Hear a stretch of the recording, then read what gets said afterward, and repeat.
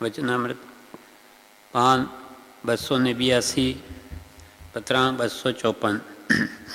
તેમાં વચ્ચેથી આપણે વાંચીએ છીએ, અધિક શું કહેવું, અનંત કાળે એ જ માર્ગ છે.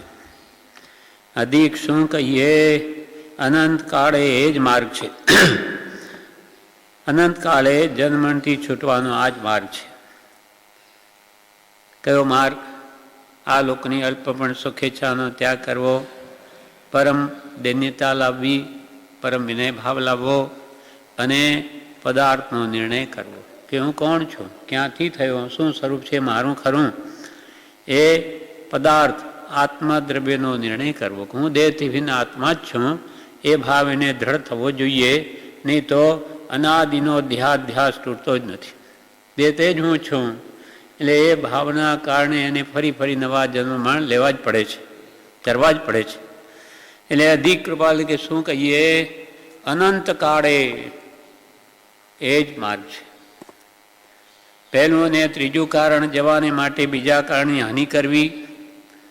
પહેલું કારણ અલ્પપણ લોકની સુખેચ્છા અને પદાર્થનો નિર્ણય કરવા માટે પરમ દૈન્યતાની હાનિ કરવી, ઓછાઈ ઘટાડવી, એટલે કે પરમ વિનય ભાવ લાવવો અથવા સત્પુરુષમાં પરમેશ્વર બુદ્ધિ કરવી. અને મહાત્માના જોગે તેના અલૌકિક સ્વરૂપને ઓળખવો. મહાત્મા પુરુષનો યોગ થઈ આવે તો એનું અલૌકિક સ્વરૂપ, લૌકિક સ્વરૂપ નહીં, અંતરંગ સ્વરૂપ ઓળખવું. ઓળખવાની પરમ તીવ્રતા રાખવી તો ઓળખાશે, અન્યથા નહીં ઓળખાય. મોક્ષના નેત્રો મહાત્માને ઓળખી લે છે. એના વિશે કૃપાલદેવ 494 પેજ ઉપર ઓળખાણ વિશે ખાસ કહે છે કે આ જગતવાસી જીવોને સત્પુરુષની ઓળખાણ થવી દુર્લભ છે. જો ઓળખાણ સુલભ હોત તો મોક્ષ પણ સુલભ હોત. એના વિશે પત્રાંગ 674 કૃપાલદેવ કહે છે, પાનું 494, મનુષ્ય આદિને જગતવાસી જીવો જાણે છે તે દૈહિક સ્વરૂપથી અથવા દૈહિક ચેષ્ટાથી જાણે છે.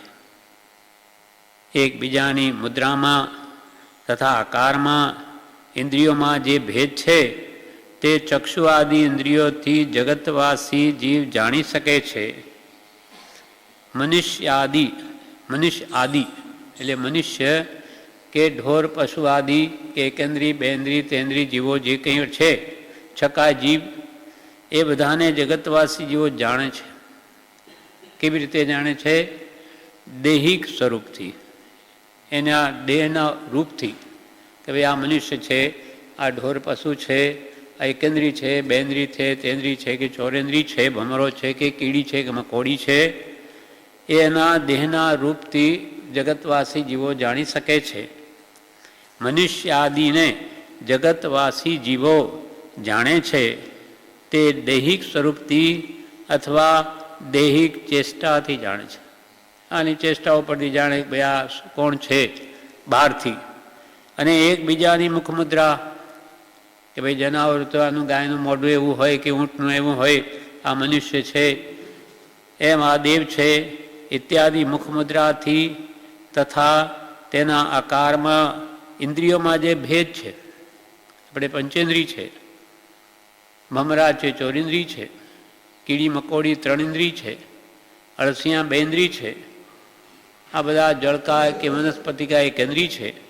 આમ એના મુખમુદ્રામાં, આકારમાં, ઇન્દ્રિયોમાં જે ભેદ છે તે ચક્ષુ આદિ ઇન્દ્રિયોથી જગતવાસી જીવ જાણી શકે છે કે ભાઈ આ કોણ છે, મનુષ્ય કે જાનવર છે. અને કેટલાક તે જીવોના અભિપ્રાય પણ અનુમાન પરથી જગતવાસી જીવ જાણી શકે છે. અનુમાનના, એ ભાઈ આ બહુ લાલચોળ થઈને એકદમ બોલે છે એટલે આ ક્રોધનો એને ઉદય છે, એમ બહારથી અનુમાન પણ કરી શકે. અથવા કોઈ અભિમાનમાં આવીને ગમે તેમ બોલતો હોય તો પણ ઉપરથી અનુમાનથી સમજી શકે કે હમણાં એને માન કશાયનો તીવ્ર ઉદય છે. કેટલાક તે જીવોના અભિપ્રાય પણ અનુમાન પરથી જગતવાસી જીવ જાણી શકે છે, કેમ કે તે તેના અનુભવનો વિષય છે. અનુભવનો વિષય છે કે ભાઈ આમ હોય તો આમ જ હોયા. પણ જ્ઞાન દશા અથવા વિતરાગ દશા છે તે મુખ્યપણે દૈહિક સ્વરૂપ અથવા દૈહિક ચેષ્ટાનો વિષય નથી. જ્ઞાની પુરુષને બહારથી ન ઓળખાય. એ તો અંતરાત્મ દશા છે, એનો અંતરાત્માનો ગુણ છે. એટલે પણ જ્ઞાન દશા જે જ્ઞાનીની હોય, પણ વિતરાગ દશા તે મુખ્યપણે દૈહિક સ્વરૂપ અથવા દૈહિક ચેષ્ટાનો વિષય નથી. અંદરથી વિતરાગ કહેતા કંઈ બહાર આવી જાય અથવા કે ભાઈ હવે કેવળ જ્ઞાન પામી ગયા, એને તો બ્રહ્મનેત્ર ફૂટ્યો અથવા યા પ્રકાશ ત્રીજું ફૂટે, એવું કંઈ ચિહ્ન હોય તો તરત જગતવાસી જીવ જાણી શકે. બાકી અંતરંગ આત્મગુણ જે છે, વિતરાગતા કે જ્ઞાન દશા, એ જગતવાસી જીવો જાણી શકતા નથી. પણ જ્ઞાન દશા અથવા વિતરાગ દશા છે તે મુખ્યપણે દૈહિક સ્વરૂપ અથવા દૈહિક ચેષ્ટાનો વિષય નથી, અંતરાત્મ ગુણ છે. અને અંતરાત્મપણું બાહ્ય જીવોના અનુભવનો વિષય ન હોવાથી તેમજ તથારૂપ અનુમાન પણ પ્રવર્તે એવા જગતવાસી જીવોને ઘણું કરીને સંસ્કાર નહીં હોવાથી જ્ઞાની કે વિતરાગને તે ઓળખી શકતા નથી. અંતરાત્મપણું એ બાહ્ય જીવોના અનુભવનો વિષય નથી. કે એના અંતરમાં શું છે એ બાહ્ય ચેષ્ટાથી અમુક ખ્યાલ આવે, પણ એ સામાન્ય માણસોને નહીં જણાય. એટલે અંતરાત્મપણું બાહ્ય જીવોના અનુભવનો વિષય નથી. બાહ્ય જીવો તો કૃપાલદેવ પ્રત્યે પણ આકર્ષાયા તો એમના બહારના 100 અવધાન જોયા. મુંબઈમાં અવધાન કાર્ય કરીને બહુ ચમત્કારી પુરુષ છે, 100 કામ એક સાથે કરી શકે, એમ એ જાણીને એ પ્રત્યે આકર્ષિત થયા છે. કે અંતરાત્મ ગુણ નથી જોયો. અંતરાત્મ પણ બાહ્ય જીવોના અનુભવનો વિષય ન હોવાથી તેમજ તથારૂપ અનુમાન પણ પ્રવર્તે એવા જગતવાસી જીવોને ઘણું કરીને સંસ્કાર નહીં હોય. સંસ્કારી જીવ હોય તો જાણે કે એનામાં આવા ગુણો કેમ છે, આ કંઈ જુદો પડે છે બધા કરતાં. એના ત્યાગ વૈરાગ છાના ન રહે, પણ સામામાં ત્યાગ વૈરાગ હોય તો ઓળખે. આપણામાં રાગ ભરેલો હોય અત્યંત, એટલે વિતરાગતાની ઓળખી ન શકે. એટલે જગતવાસી જીવો અનુમાનથી પણ નાનીને નહીં ઓળખી શકે, કેમ કે એવા સંસ્કાર નથી એનામાં. નાની કે વિતરાગને એ સંસ્કાર નહીં હોવાથી ઓળખી શકતા નથી. હવે કોઈક જીવ, પ્રભુશ્રીજી, સૌભાગભાઈ, અંબાલાલભાઈ કે જૂઠાભાઈ જેવાએ કૃપાલને ઓળખ્યા, તેમ કોઈક જીવ સત્સમાગમના યોગથી સમાગમ થયો ત્યારે જાણ્યું કે આ તો વિતરાગ પુરુષ છે, એની ચેષ્ટા મન વચન કાની સાવ જુદી છે. એમ કોઈક જીવ સત્સમાગમના યોગથી સહજ શુભ કર્મના ઉદયથી, સહજ સ્વાભાવિક પૂર્વથી એવા શુભ કર્મનો ઉદય લઈને આવ્યો હોય. એટલે કૃપાલદેવે કહ્યું, ગુરુ ઓળખવા ઘટ વૈરાગ્ય તે ઉપજવા પૂર્વિક ભાગ્ય, તેમ નહીં તો કઈ સત્સંગ, તેમ નહીં તો કઈ દુઃખરંગ. ગુરુ ઓળખવા ઘટ વૈરાગ્ય, પણ તે ઉપજવા પૂર્વિક ભાગ્ય. પૂર્વથી કંઈ આરાધક હોય તો અહીંયા જ્ઞાનીનો યોગ થતાં તરત એને ઓળખાઈ જાય. આ બધા સંસ્કારી પુરુષો છે, પ્રભુશ્રીજી, સૌભાગભાઈ કે આ જૂઠાભાઈ વગેરે, તરત ઓળખાણ થઈ ગઈ. પહેલી મુલાકાતે બધે મુનિ છે, કૃપાલે ગ્રસ્ત છે, આમ કંઈ ચરણમાં પડી જાય, પૂર્વના સંસ્કાર લઈને આવ્યા છે. ગુરુ ઓળખવા ઘટ વૈરાગ્ય તે ઉપજવા પૂર્વિક ભાગ્યથી લઈ આવ્યા, તેમ નહીં તો કંઈ સત્સંગ. મોતીભાઈ ભાવસારને પ્રત્યેક સમાગમ થયો કે આપ તો જ્ઞાની છો, અમારી સંસારી ઈચ્છાઓ આપણા સમાગમથી થતી નથી, એટલે અમને લાગે છે આપ જ્ઞાની છો. આપની ચેષ્ટાઓ એમ તેમ નહીં તો કંઈ સત્સંગ, ને તેમ નહીં તો કંઈ દુઃખરંગ. આ સંસારમાં અત્યંત દુઃખ જ છે, શું કંઈ સુખ નહીં હોય ક્યાંય. એમ શોધખોળ કરતો કોઈ જ્ઞાનીના શરણે આવી ચડે તો એના બોધ લાગી જાય દુઃખમાં, અને એ પણ માર્ગમાં આવી જાય. એમ જગતવાસી જીવોને એ સંસ્કાર નહીં હોવાથી વિતરાગને ઓળખી શકતા નથી, પણ કોઈક જીવ સત્સમાગમના યોગથી, સહજ શુભ કર્મના ઉદયથી તથા રૂપ કઈ સંસ્કાર પામીને, વૈરાગ્ય પામીને નાની કે વિતરાગને યથાશક્તિ ઓળખી શકે. પ્રભુ શ્રીજી સૌભાગભાઈ જેવા. તથાપિ ખરેખર ઓળખાણ તો દ્રઢ મોક્ષતા પ્રગટે, તથા રૂપ સત્સમાગમથી પ્રાપ્ત થયેલ ઉપદેશને અવધારણ કરીએ અંતરાત્મવૃત્તિ પરિણમે જીવ જ્ઞાની કે વિતરાગને ઓળખી શકે. ખરેખર ઓળખાણ તો ક્યારે થાય તો કે દ્રઢ મુમુક્ષુતા, નિરંતર છૂટું છૂટુંના જેને વણકારા થતા હોય એનો વૈરાગ્ય, ઉપશમ, ત્યાગ કે ભક્તિ બળવાન હોય એવો પુરુષ તરત ઓળખી શકે. જેમ કે પ્રભુશ્રીને ઘણી તીવ્ર આકાંક્ષાથી કે આત્મકલ્યાણ કરવાની, એટલે આવો દ્રઢ મુમુક્ષુતા પ્રગટીએ તથા રૂપ સત્સમાગમ પ્રાપ્ત થઈ.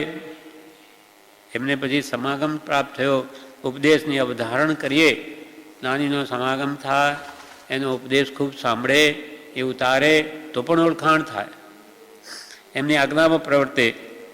સમાગમથી પ્રાપ્ત થયેલ ઉપદેશને અવધારણ કરીએ અંતરાત્મવૃત્તિ પરિણમીએ. ત્રીજું કારણ, અંતરાત્મ દ્રષ્ટિ થઈ ગઈ, બાહ્ય દ્રષ્ટિ છૂટી ગઈ, સંસારનો મોહ ઘટ્યો, વૈરાગ ઉપશમ આવ્યા તો પણ નાનીને ઓળખી શકે. અંતરાત્મવૃત્તિ પરિણમીએ જીવ જ્ઞાની કે વિતરાગને ઓળખી શકે. જગતવાસી એટલે જગત દ્રષ્ટિ જીવો છે તેની દ્રષ્ટિએ ખરેખરું જ્ઞાની કે વિતરાગનું ઓળખાણ ક્યાંથી થાય?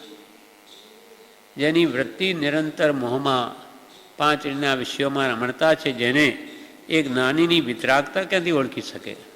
ભયંકર રાગથી ભરેલો છે. જગતવાસી એટલે જગત દ્રષ્ટિ જીવો છે, એટલે કે વિષયથી જેની ઇન્દ્રિયો આર્ત છે તેને શીતળ એવું આત્મસુખ, આત્મતત્વ ક્યાંથી પ્રતીતિમાં આવે?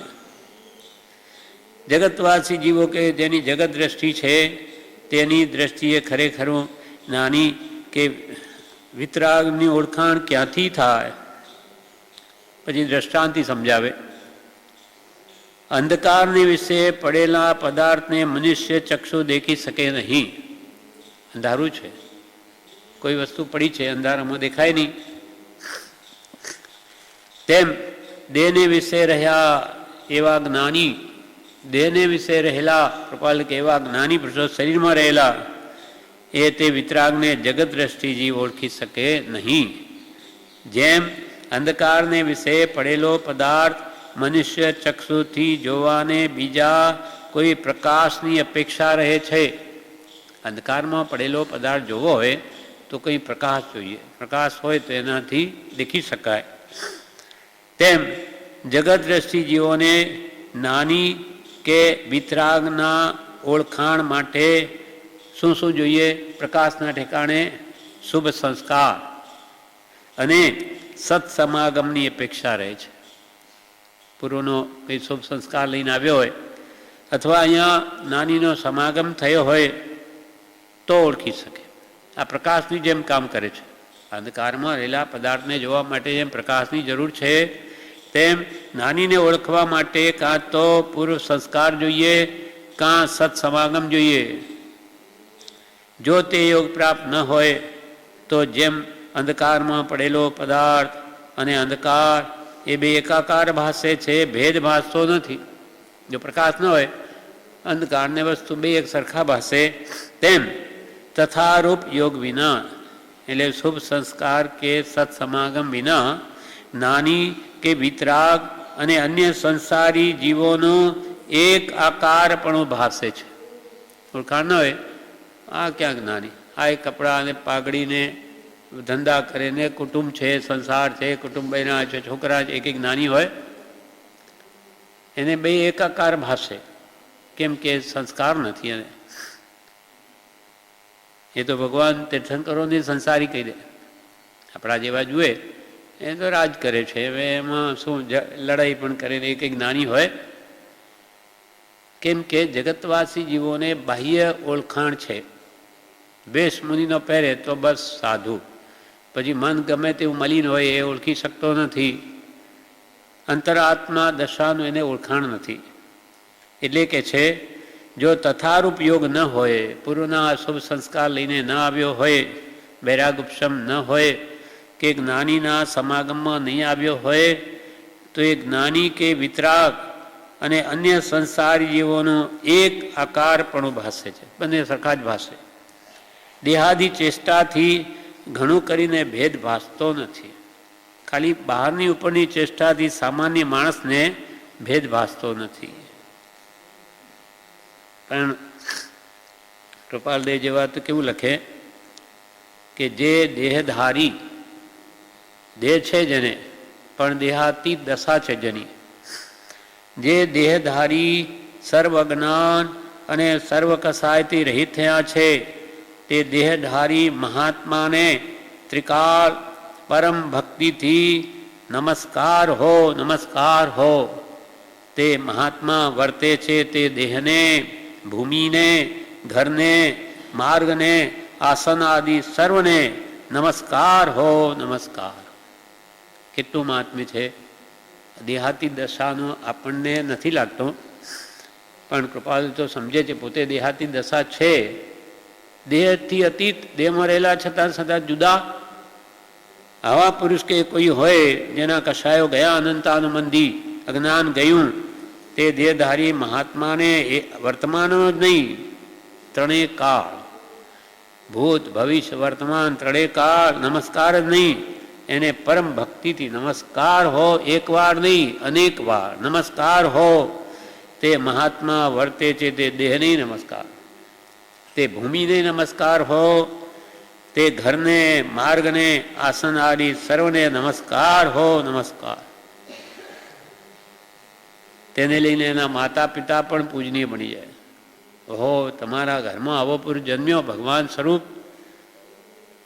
એટલે આપણે વવાણિયા જઈએ છીએ કે વટામણ જઈએ કે બાંધણી જઈએ કે ઓહો, અહીંયા જન્મેલા આવા મહાપુરુષો. એટલે એની બધી જ ભલે એમના સાધન પણ પૂજનીય બની જાય છે. મહાવીર ભગવાન જન્મ્યા ક્ષત્રિય કુંડ, તો કે હા ચાલો. નિર્વાણ ભૂતો અહીંયા દેહ છોડે અહીંયાથી મોક્ષે પધાર્યા, ભાવપુરી ચાલો. તીર્થોમાં શા માટે જઈએ છીએ? સિદ્ધ ક્ષેત્ર છે, પાલિતના કે સમય શિખરજી, કે જ્યાંથી સીધા મોક્ષે પધાર્યા છે, ત્યાં ઉપર જ બેઠા છે. એકદમ સીધી ગતિ હોય. સિદ્ધ ભગવાન જ્યાંથી મોક્ષે પધારે, કોઈ કેવડી સીધા જ જાય, એકદમ ઉપર જ હોય, એટલે ત્યાં જવાય છે. એટલે તે ભૂમિઓ પણ પૂજનીય બની જાય છે. કેમ કે દેહાતીત દશાનું કલ્પનાતીત મહાત્મ્ય છે. આપણી કલ્પનામાં ના આવી શકે.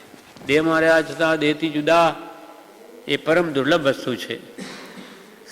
એટલે આવા મહાત્માની ઓળખાણ થવી એ એટલી આસાન નથી, સરળ નથી. પૂર્વનો સંસ્કારી બાત જુદી છે કે સમાગમથી પણ જો ઓળખાણ સુલભ હોત તો પછી મોક્ષ પણ સુલભ હોત. તેના અને મહાત્માના જોગે તેના અલૌકિક સ્વરૂપને ઓળખવાની પરમ તીવ્રતા રાખવી, પરમ તીવ્રતા રાખવી, તો ઓળખાશે. મુમુક્ષુના નેત્રો મહાત્માને ઓળખી લે. એટલે ઓળખવું હોય તો આપણે શું કરવું પડે? આપણને પ્રભુશ્રી ઓળખાવ્યા, પણ આપણે મુમુક્ષુતા લાવવી પડે.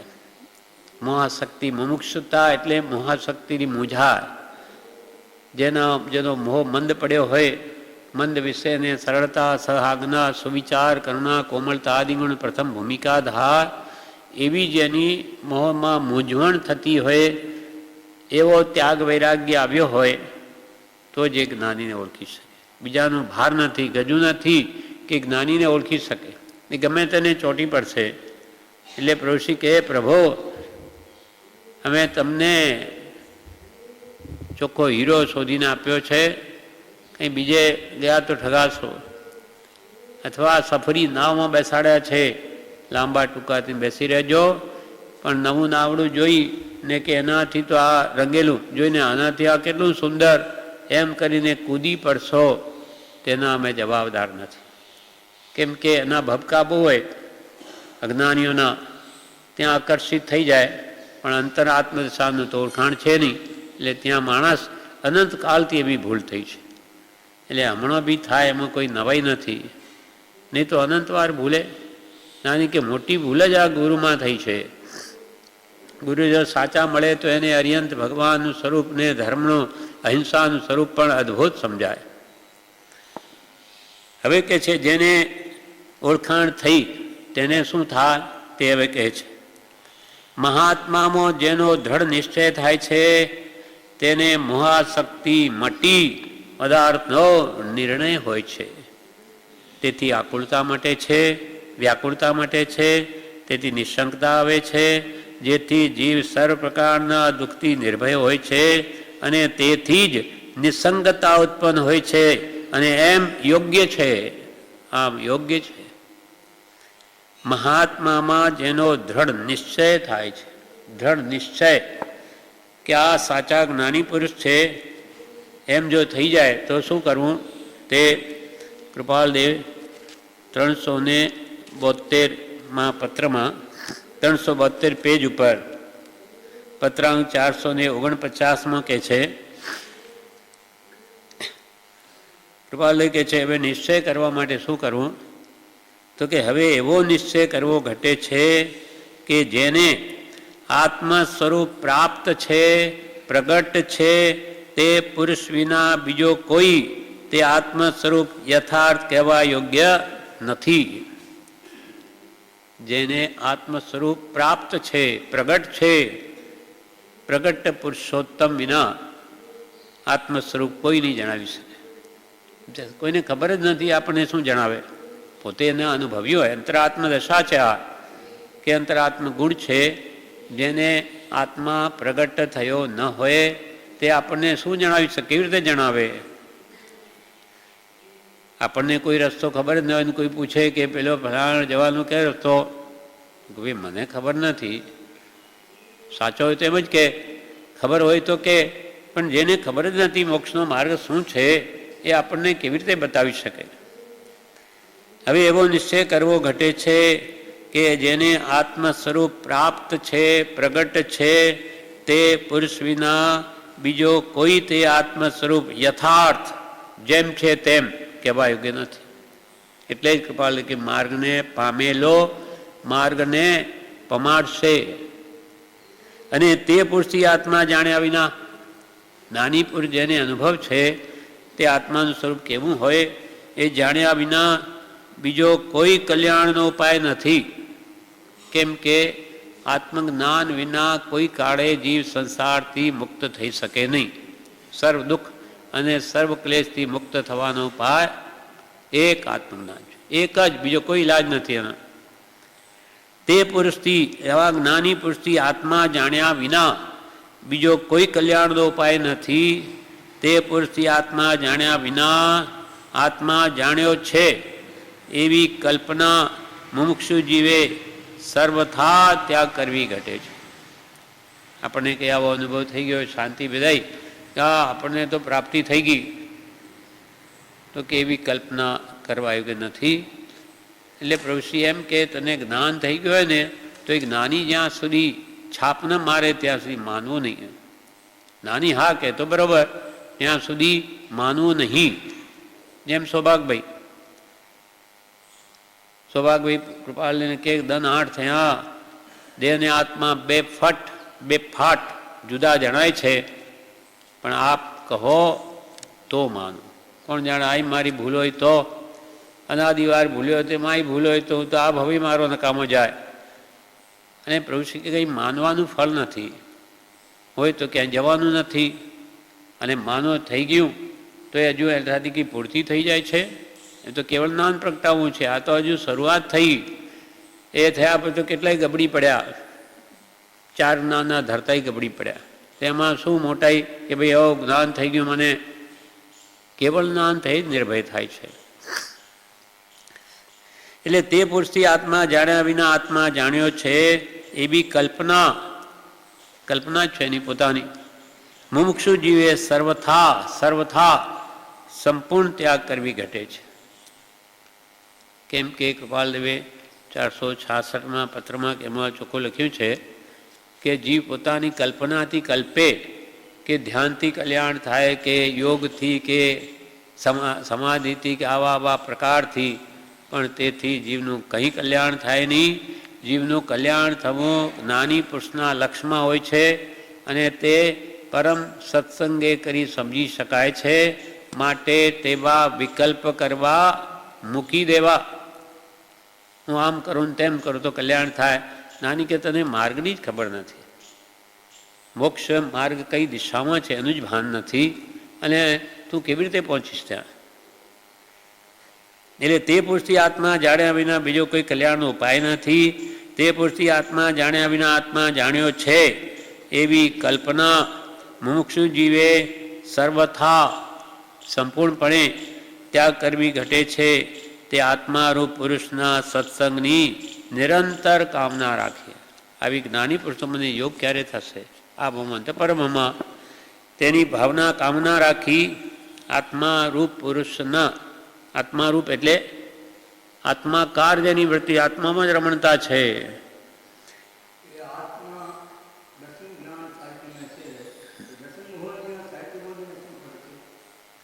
દર્શન મોહની ચારિત્ર મોહને ઘણો ફરક છે.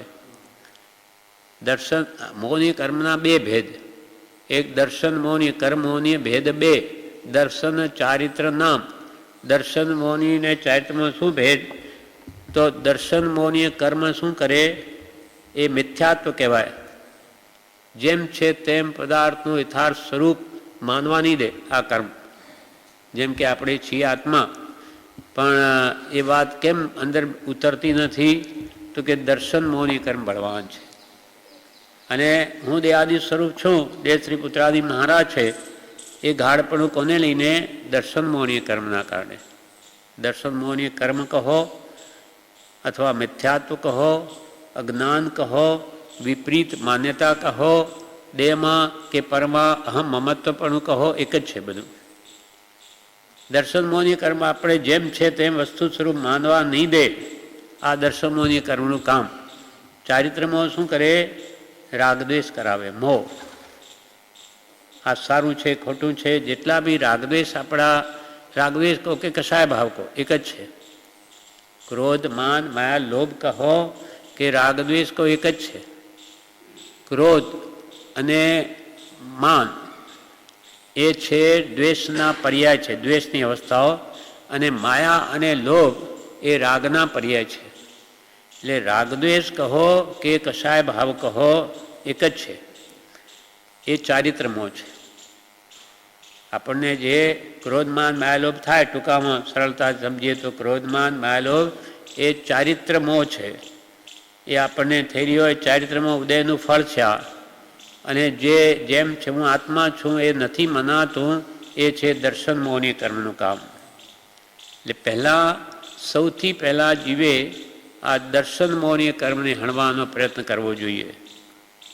જોકે એની સાથે અનંતાનંદી ક્રોધમાન માયાલોભી ઉપશમશે ત્યારે જ સમકી થશે, એના પહેલાં નહીં થાય. એટલે મિથ્યાત્વ મોહની, મિશ્ર મોહની, સંકિત મોહની એ ત્રણ દર્શન મોહની કર્મની પ્રકૃતિ. અને ક્રોધ માન માયા લોભ એના આમ તો 4 ભેદ છે, 16.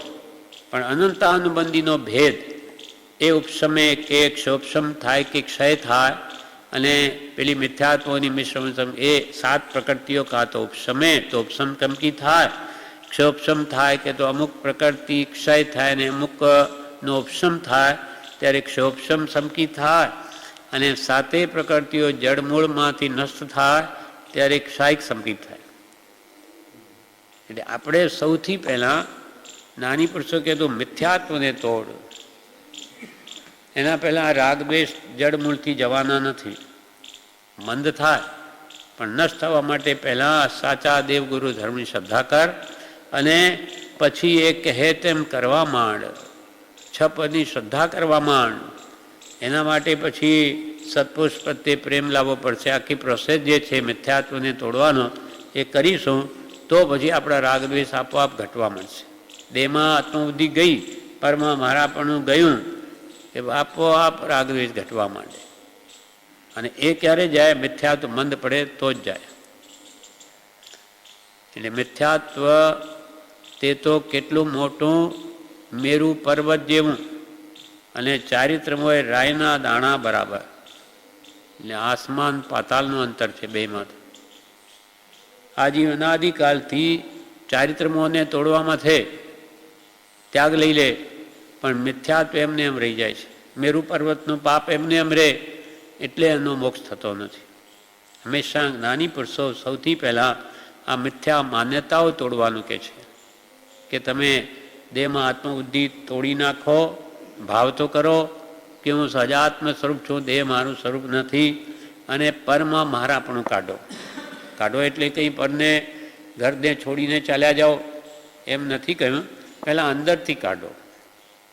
આ સંસારમાં કોઈ મારું નથી, હું કોઈનો નથી. બહાર ભાવના ભાવીને અંતરમાં યોગ્યતા આવે તો બાહ્ય ત્યાગ ટકે છે, નહીં તો અનાદિનો કાળ ત્યાગ ફોકટ જાય છે. ફોકટ જાય અર્થાત ફળ તો આપે, એકાદ ભવ દેવલોક આપે, પણ પાછો સંસારનો સંસાર જ રહે છે. એટલે છૂટવાનું કારણ સંકિત છે, અને એ દર્શનમાં ગયે જ થાય. એટલે અહીંયા કે છે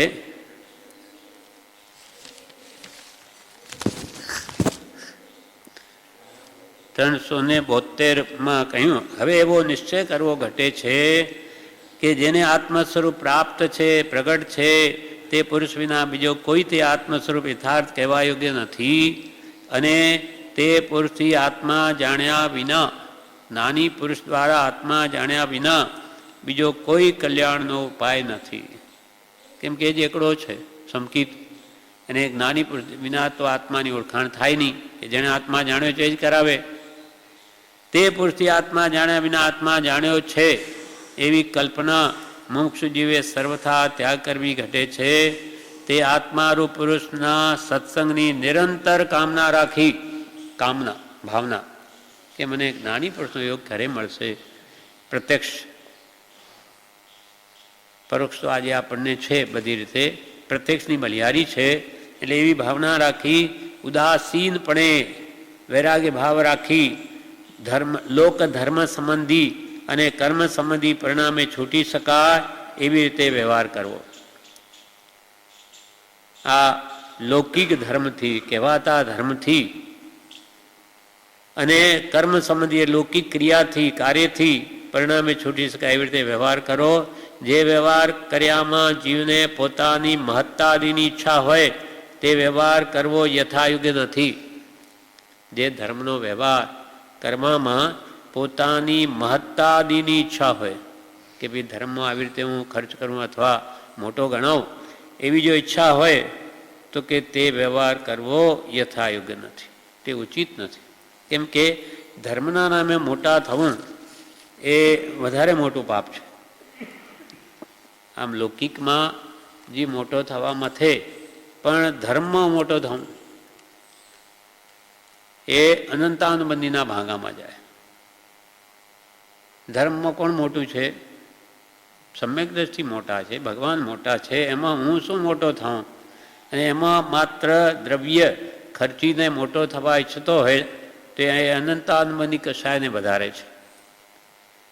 કેમ કે એને ધર્મના નામે એને માન પોષવું છે, અને માન તો એ કશાય છે, અને એ બી ધર્મના નામે, એટલે ક્યારે ઊંચો આવે. એટલે મહાપુરુષો કહે છે, બહુ સાચવવા જેવું છે, તું ઊણો ઊણો થઈને પડ્યો રે. પહેલાં તો લક્ષ્મી પહેલાં પેદા થાય એમાં પણ કેટલા પાપો થાય, ને એ વળી ધર્મો કરીને બાજુ માન લે, એટલે આ તો ડબલ માર પડે. એમ પૈસાય જાય અને ઉપર સંસારી વધારે. એટલે આ કહે છે, પણ જેને મહાત્મામાં જેને દ્રઢ નિશ્ચય થાય છે, જ્ઞાની પુરુષમાં, તેને પછી મહાશક્તિ મટી અને પદાર્થનો નિર્ણય થાય છે. સત્પુરુષ પ્રત્યે એને દ્રઢ નિશ્ચય થઈ ગયો કે આ જ્ઞાની પુરુષ જ છે, તો આ બધા ભાવો એને સમજાઈ આપોઆપ અંદરથી જવા માંડે છે. સાચો અંતર ત્યાગ આવે છે. એ વિશે કૃપાલદેવ 817 પત્રમાં કહે છે, પાનું 616, એમાં જણાવે છે, નાની પુરુષ કેવા આવે તે કહે છે. આત્મા દશાને પામી નિર્દ્વંદપણે યથા પ્રારબ્ધ વિચરે છે એવા મહાત્માઓનો યોગ જીવને દુર્લભ છે. તેવો યોગ બનીએ જીવને તે પુરુષની ઓળખાણ પડતી નથી. પહેલાં તો આવા બધામાં જેને સમચિત્ત છે, નિર્દ્વંદપણું, કોઈ દ્વંદ છે જ નહીં. માન અપમાન ચિત્ત સમગણે સમગણે કનક પાષાણ રે બંધક નિંદક સમગણે વિશ્ય હોય તું જાણ રે શાંતિ જીન એક મુજ વિનતી. આનંદજી મહારાજ લખે છે શાંતિના ભગવાનના સંવનમાં, આ દ્વંદ જેના બધા મટી ગયા. રાગ દ્વેષ, માન અપમાન, સમગણે કનક પાષાણ, સોનું ને પથ્થરમાં કોઈ અંતર નહીં. રજકણ કે રિદ્ધિ વૈમાનિક દેવની સર્વે માન્યા પૂતગલ એક સ્વભાવ.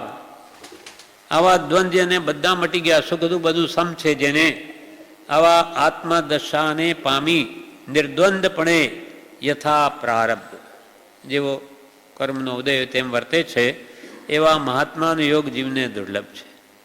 આવા પુરુષો આ કાળમાં મળવા અતિ દુર્લભ છે. હવે તેવો યોગ બનીએ જીવને તે પુરુષની ઓળખાણ પડતી નથી. અને તથારૂપ ઓળખાણ પડ્યા વિના તે મહાત્મા પ્રત્યે દ્રઢાશ્રય થતો નથી. આપણને માનો કે કૃપાલદેવ છે આ કાળમાં, જેમ પ્રભુશ્રીના કહેવાથી હવે આપણને ઓળખાણ નહીં પડે તો આપણે એનું શરણ નહીં લઈશું, એને આજ્ઞામાં નહીં વર્તીશું. એટલે ઓળખાણ પડ્યા વિના તે મહાત્મા પ્રત્યે દ્રઢ આશ્રય એટલે શરણ લેવાતું નથી. એટલે કે એની આજ્ઞામાં જે રહેવા તૈયાર નહીં થાય, તથારૂપ ઓળખાણ પડ્યા વિના તે મહાત્મા પ્રત્યે દ્રઢાશ્રય થતો નથી. અને જ્યાં સુધી આશ્રય દ્રઢ ન થાય ત્યાં સુધી ઉપદેશ પરિણામ પામતો નથી. જ્યાં સુધી સાચા જ્ઞાની પુરુષની ઓળખાણ પહેલાં તો ઓળખાણ પડ્યા પછી દ્રઢ આશ્રય કરવો જોઈએ. અને આશ્રય નહીં થાય તો બોધ પરિણામ પામે નહીં. આશ્રય નહીં થાય ત્યાં સુધી ઉપદેશ પરિણામ પામતો નથી. અને ઉપદેશ પરિણમ્યા વિના સમ્યક દર્શનનો યોગ બનતો નથી, યોગ થતો નથી. જ્યાં સુધી આપણા માટે કૃપાળદેવનું શરણ આપણે નહીં લઈએ અને એમને કહેવા પ્રમાણે નહીં કરીએ તો સમ્યક દર્શનની પ્રાપ્તિ દુર્લભ છે, નહીં થાય. જેમ છે તેમ પદાર્થનું સ્વરૂપ શ્રદ્ધા નહીં થાય. ઉપદેશ પરિણમ્યા વિના સમ્યક દર્શનનો યોગ બનતો નથી. અને સમ્યક દર્શનની પ્રાપ્તિ વિના જન્માદિ દુઃખની આત્યંતિક નિવૃત્તિ બનવાય નહીં. જ્યાં સુધી સમકિત નહીં થાય ત્યાંથી જન્મ મરણથી સર્વથા છુટકારો નહીં થાય. તેવા મહાત્મા પુરુષનો યોગ તો દુર્લભ છે વર્તમાન કાળમાં, પણ એમાં સંશય નથી, એમાં કૃપાલ કે શંકાને કોઈ સ્થાન નથી. પણ આત્માર્થી જીવોનો યોગ બનવો પણ કઠણ છે. આ કાળમાં જ્ઞાનીની વાત તો દુર્લભ છે, પણ સાચા આત્માર્થી, સાચા મુમુક્ષુ, જેને આત્માનું જ કલ્યાણ કરવું છે, આવા જીવોનો યોગ બનવો પણ કઠણ છે આ કાળમાં. તો પણ ક્વચિત તે યોગ વર્તમાનમાં બનવા યોગ્ય છે. તો પણ સાચા આત્માર્થી જીવોનો યોગ આ કાળમાં ક્યાંય ક્યાંય બનવા યોગ્ય છે. આશ્રમમાં તો શું થયું, ચારે બાજુના બધા આપણે આવીને અહીંયા ભેગા થઈ ગયા. જેને આત્માર્થો લક્ષ્ય છે તે જ અહીંયા રહે, નહીં તો અહીંયા શું કામ રહે? કલ્યાણ કરવાની ભાવના ન હોય તો. એટલે આપણને અહીંયા વધારે દેખાય મનુષ્યો, પણ બહાર દરેક ગામમાં શોધવા જઈએ તો ક્યાં મળે? કોનો સમાગમ કરવો? એમ પણ આત્માર્થી જીવોનો યોગ બનવો પણ કઠણ છે. તો પણ ક્વચિત તે યોગ વર્તમાનમાં બનવા યોગ છે. સાવ કંઈ નાસ્તી નથી. એના માટે સત્સમાગમ અને સત્શાસ્ત્રનો પરિચય કર્તવ્ય છે. સત્સમાગમ કરો, નાની ને હોય તો મુમુક્ષો ભેગા મળીને તમે કૃપાલના તો વાંચો, વિચારો, એ પણ સત્સંગ જ છે. કાં સત્શાસ્ત્રનો પરિચય કરો, સત્શાસ્ત્ર વાંચો તો પાછું વળી ભાવના યોગ્યતા આવશે. અને યોગ્યતા આવીએ, મુમુક્ષુતા આવીએ, નાનીને ઓળખાણ થશે. ઓળખાણ પડ્યા વિના આશ્રય સીધું સલંગ જાણે લાઈન બતાવી કૃપાલદેવે કે પહેલાં તો કેવા સત્પુર જોઈએ, જેને દ્વંદ્વાતીત અપ્રતિબદ્ધ વિહારી, જેને કોઈ પ્રતિબંધ છે જ નહીં, આવા સત્પુર જોઈએ. ને પેલું ક્યાં ગયું? અહીંયા મૂકેલું કોઈ લઈ ગયું ભાઈ, અહીંયા મૂકેલું વચનામૃત, પેલી નાની એ પેલા અંદર મૂકી દીધી હશે પેલા. એટલે આત્મદશાને પામી નિર્દ્વંદપણે યથા પ્રારબ્ધ વિચરે છે. પહેલાં તો જેને આત્મા દશા થઈ ગઈ અને દ્વંદ જેના બધા મટી ગયા, યથા પ્રારબ્ધ વિચરે છે એવા જ્ઞાની પુરુષો, એ તેનો યોગ જ દુર્લભ છે પહેલાં તો. અને એવા મહાત્માનો યોગ જીવને દુર્લભ છે, તેવો યોગ બને તે પુરુષની ઓળખાણ પડતી નથી. અને તથારૂપ ઓળખાણ પડ્યા વિના તે મહાત્મા પ્રત્યે દ્રઢ આશ્રય થતો નથી. ઓળખાણ ન થાય તો એના પ્રત્યે દ્રઢ આશ્રયને અનુસરણ નહીં લે. કેવા પુરુષ જોઈએ? અપ્રતિબદ્ધ વિહારી અથવા નિર્દ્વંદપણે યથા પ્રારબ્ધ વિચરે છે. તેના માટે 194 પત્રમાં કૃપાલદેવે કહ્યું, ભાવ પ્રતિબદ્ધતાથી નિરંતર વિચરે છે. પાછા કેવા? નિરંતર, હંમેશા, લગાતાર, કન્ટિન્યુઅસ, જેને આત્મામાં ઉપયોગ છે. મુનિ તે કે નિષદીન જેને આત્માનો ઉપયોગ છે. ભાવ અપ્રતિબદ્ધ, અને કોઈ પ્રતિબંધ નથી. દ્રવ્ય ક્ષેત્ર કાળ ભાવ ગમે તે હોય, નાની આત્મામાં જ રહે. ગમે તેવા ક્ષેત્રમાં હોય, કૃપાલે મુંબઈમાં રહીને પોતાનું કામ કર્યું. ગમે તેવા ક્ષેત્રમાં, ગમે તેવા દ્રવ્યમાં, પોતે સ્ત્રી પુત્ર આદિના વચ્ચે રહીને, ગમે તેવો કાળ, એમને કોઈ કાળ શિયાળો કે ઉનાળો નડતો નથી. કે ગમે તેવો ભાવનું નિમિત્ત હોય, રાગદ્વેષના, તો પણ એ સંપરિણામ રાખી શકે એવા અપ્રતિબદ્ધ વિહારી, જેને કોઈ પ્રતિબંધ નડતો નથી દ્રવ્ય ક્ષેત્ર કાળ ભાવનો. ભાવ અપ્રતિબદ્ધતાથી નિરંતર વિચરે છે એવા જ્ઞાની પુરુષના ચરણારવિંદ, તે પ્રત્યે અચળ પ્રેમ, અચળ પ્રેમ તો માધવ પ્રાપ્ત થાય. કે અચળ પ્રેમ લાવો તો માધવ આપી દો. માધવ લ્યો, માધવ લ્યો. પ્રભુએ કહ્યું કોઈ અખંડ પ્રેમે, કોઈ અચળ પ્રેમે માધવ લ્યો. અહીંયા પણ કૃપાલ કે તે પ્રત્યે અચળ પ્રેમ થયા વિના અને સમ્યક પ્રતીતિ આવ્યા વિના સત સ્વરૂપની પ્રાપ્તિ થતી નથી. એના પ્રત્યે જો શ્રદ્ધા નહીં આવે તો સત સ્વરૂપની એને પ્રાપ્તિ નહીં થાય. અને આવ્યેથી જેને શ્રદ્ધા આવી આવા પુરુષ પ્રત્યે, તો શું થાય? આવ્યેથી અવશ્ય તે મુમુક્ષુ જેના ચરણારવિંદ તેણે સેવ્યા છે તેની દશાને પામે છે. કૃપાલદેવ જો, અરે પ્રભુશ્રીજી સૌભાગભાઈ, વાલાલભાઈ કે જુઠાભાઈએ કૃપાલદેવને ઓળખ્યા, દ્રઢ આશ્રય કર્યો, એનું શરણ લીધું, નિરંતર એની આજ્ઞામાં રહ્યા, તો શું પરિણામ આવ્યું? પોતે જ્ઞાન પામી ગયા, એના જેવા થઈ ગયા. સૌભાગભાઈ જેવા કે કેવળ, કૃપાલદેવ તો કહ્યું કેવળ લગભગ ભૂમિકા સ્પર્શીને દેવયોગ, તેમ સૌભાગભાઈ અંતે શું કહે? કેવળ ના થશે તો કહીશ. ક્યાં સુધી પહોંચી ગયા? કેમ કે કોને ભજ્યા છે? કેવળ લગભગ ભૂમિકા એવા પુરુષને ભજ્યા કે પોતાની પણ એવી અંતર નિર્મળતા થઈ ગઈ કે જાણે થશે તો કહીશ. અને જેવું મરણ કે સૌભાગભાઈનું થયું છે મોટા મુનિઓને દુર્લભ, એવું પ્રભુશ્રીને કૃપા લે કે તમારું પણ એવું મરણ થશે. તો પ્રભુશ્રી કે અમારે પણ એ જ ધ્યાન છે જેવું સૌભાગભાઈને હતું. એમ અચલ પ્રેમ થયા વિના, સમ્યક પ્રતીતિ આવ્યા વિના સત પ્રાપ્તિ થતી નથી. ને આવ્યેથી અવશ્ય અવશ્ય તે મુમુક્ષુ જેના ચરણારવિંદ તેણે સેવ્યા છે તેની દશાને પામે છે. આ માર્ગ સર્વજ્ઞાનીઓએ સેવ્યો છે, અમે જ નહીં. સર્વજ્ઞાનીઓ એટલે પૂર્વે બધા તીર્થંકરો થયા ને એને પણ આ જ માર્ગ સેવ્યો છે. તીર્થંકર જ્ઞાન કેવી રીતે પામ્યા? પોતાના ગુરુથી સેવા કરવાથી અને આજ્ઞામાં રહેવાથી. ભલે 3 ભાવ પહેલાં એને પણ ગુરુની સેવા જ કરી છે, એની આજ્ઞામાં જ રહ્યા, ત્યારે જ એ આત્માની ઓળખાણ થઈને એ સ્વરૂપ સુધી પહોંચ્યા છે. અને આ માર્ગ સર્વજ્ઞાનીઓ સેવ્યો છે, સેવે છે. વર્તમાનમાં મહાવિદ્ય ક્ષેત્રમાં મુખ્યત્વે ત્યાં જ્ઞાનીની આજ્ઞાથી જ મોક્ષ પામે છે અને સેવશે. ભવિષ્યમાં આ જ માર્ગ છે. જે માર્ગથી ભગવાન મહાવીર તર્યા, ઋષભદેવ તર્યા, તે જ માર્ગથી ભગવાન મહાવીર તર્યા, અને તે જ માર્ગથી પદ્મનાભ કે શ્રી કૃષ્ણ આદિ તરશે. એક હોય ત્રણ કાળમાં પરમારથનો પંથ, એમાં કોઈ ફરક નથી. હવે એવો માર્ગ જે આરા છે તે પામશે.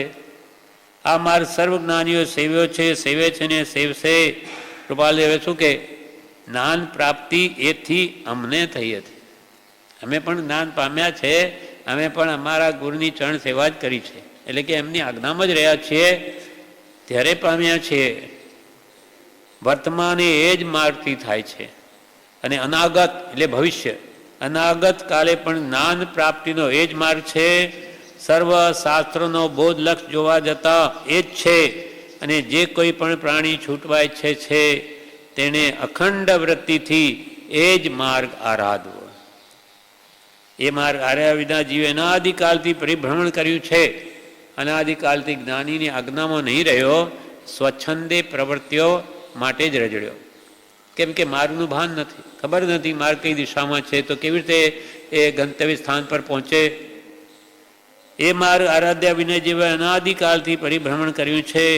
જ્યાં સુધી જીવને સ્વચ્છંદ રૂપી અંધત્વ છે, અંધત્વ આંધળાપણ, જેમ આંધળો ગમે ત્યાં માર્ગ શોધે મળે અને ખબર નથી બિચારા દેખાતું જ નથી, તેમ સ્વચ્છંદથી પોતે આંધળો છે, માર્ગ કઈ દિશામાં છે, મોક્ષ માર્ગ એને ભાન નથી. અને એ મનથી કલ્પી લે આમ કરું તેમ કરું તો થઈ જાય, નહીં થાય. આ કંઈ આવો રોડ સડક નથી કે દેખાઈ જાય, પણ આ તો અંતરંગ આત્મશુદ્ધિનો માર્ગ છે. તે જ્યાં સુધીને સ્વચ્છંદ રૂપી અંધત્વ છે ત્યાં સુધી એ માર્ગનું દર્શન થતું નથી. અંધત્વ ટળવા માટે જીવે માર્ગનો વિચાર કરવો કે મારું આ જ્ઞાન કેમ ટળે, મને માર્ગની ખબર જ નથી. ધડ મોક્ષેચ્છા કરવી, એ વિચારનું અપ્રમત્ત રહેવું, તો માર્ગની પ્રાપ્તિથી અંધત્વ ટળે છે. એ નિશંક માનજો. અનાદિકાલથી જીવ અવળે માર્ગે ચાલ્યો છે. જોકે તેણે જપ તપ શાસ્ત્રાધ્યયન વગેરે અનંત વાર કર્યું છે, તથાપિ જે કે અવશ્ય કરવા જેવું હતું તે તેણે કર્યું નથી, કે જે અમે પ્રથમ જ જણાવ્યું છે. બધું કર્યું એમ નિયમમાં કહ્યું તેમ, જપ તપ શાસ્ત્રાધ્યયન કે અનંતવાર દીક્ષા લઈને શું નહીં કર્યું હોય, છતાં જે કે અમે પહેલાં કર્યું એ નથી કર્યું. જ્ઞાની પુરુષની આજ્ઞા નથી આરાધી. કોઈ સાચા જ્ઞાની મળ્યા નહીં, અને મળ્યા તો એની આરાધના નહીં કરી, એટલે હતા તેવાના તેવા રહ્યા. એટલે અહીંયા શું કે છે, અને જ્યાં સુધી અને જ્ઞાની પ્રત્યે શ્રદ્ધા નહીં થાય ત્યાં સુધી, જ્યાં સુધી નિર્ધન પહેલાં તો જ્ઞાની નહીં મળે ત્યાં સુધી એનું કલ્યાણ નથી. અને આ કાળમાં એવો યોગ સાનિનો થવો દુર્લભ છે, અને એ બને તો ઓળખાણ પડતી નથી કે આ સાચા જ્ઞાની છે કયા. એ તો બિચારે ઉદય પ્રયોગ જ્ઞાની, અને તથારૂપ ઓળખાણ પડ્યા વિના એનો દ્રઢ આશ્રય નથી લઈ શકતો, અને આશ્રય લીધા વિના એનો ઉપદેશ પરિણામ પામતો નથી. ઉપદેશ પરિણમ્યા વિના સમ્યક દર્શનનો યોગ બનતો નથી, અને સમ્યક દર્શનની પ્રાપ્તિ વિના જન્મ મરણાદિ દુઃખની આત્યંતિક નિવૃત્તિ એટલે સંપૂર્ણ નિવૃત્તિ બનવા યોગ્ય નથી. આખું સળંગ સૂત્ર છે. એટલે જ્ઞાની વિના કોઈ કાળે જીવનું કલ્યાણ નહીં થાય. આ જ વાત અહીંયા કરી કે મહાત્માનો જેનો દ્રઢ નિશ્ચય થાય છે તેને મહાશક્તિ મટી પદાર્થનો નિર્ણય હોય છે, અને તેથી વ્યાકુળતા મટે છે, તેથી નિશંકતા આવે છે. મહાશક્તિ મટી જાય. મોહ આસક્તિ સંસારમાં છે આપણી ભરપૂર, ગળા ડૂબ છીએ. મોહ તો આપણો કેવો મહાન છે, સ્વયંભૂ રમણ સમુદ્ર જેવો. મોહ સ્વયંભૂ રમણ સમુદ્ર તરી કરી સ્થિતિ ત્યાં જા ક્ષીણ મોહ ગુણ સ્થાન જો અંત સ્વરૂપ. મોહ સ્વયંભૂ રમણ સમુદ્ર તરી કરી સ્થિતિ ત્યાં જ્યાં ક્ષીણ મોહ ગુણ સ્થાન જો.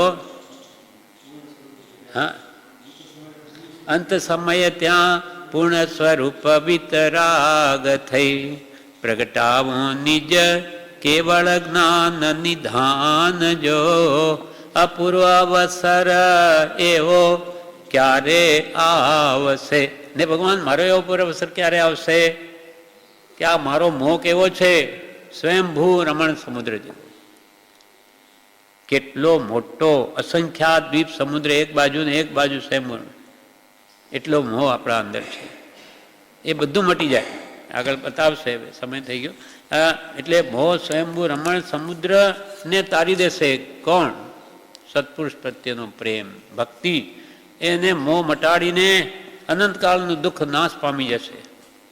અનાદિની પ્રીતિ જે બહારથી હટતી નથી તે પણ એની નીકળી જશે. એટલે સત્પુરુષનું મહાત્મ્ય કોઈ અલૌકિક છે. અને ભગવાન ઘણા મોટા છે, પણ આપણને કોણ કહેવા આવે? ભગવાન મહાવીર કહી ગયા તો એ માગધીમાં સૂત્રોમાં છે, ને એના અનુવાદ કરનારા પંડિતો છે, આપણા જેવા અજ્ઞાનીઓ. જ્યારે આ તો પ્યોર વાણી ભગવાન મહાવીરની કૃપાલદેવે આપણને બતાવ્યું, પોતે એમના અંતિમ શિષ્ય હોવાથી મૂળ વસ્તુ આપણને પ્રાપ્ત થઈ છે. હવે એમાં જો શ્રદ્ધા વિશ્વાસ આવી જાય તો આપણું કામ થઈ જાય. આ ભાવે વિશેષ આ પ્રમાણે જણાવે છે, જે આપણે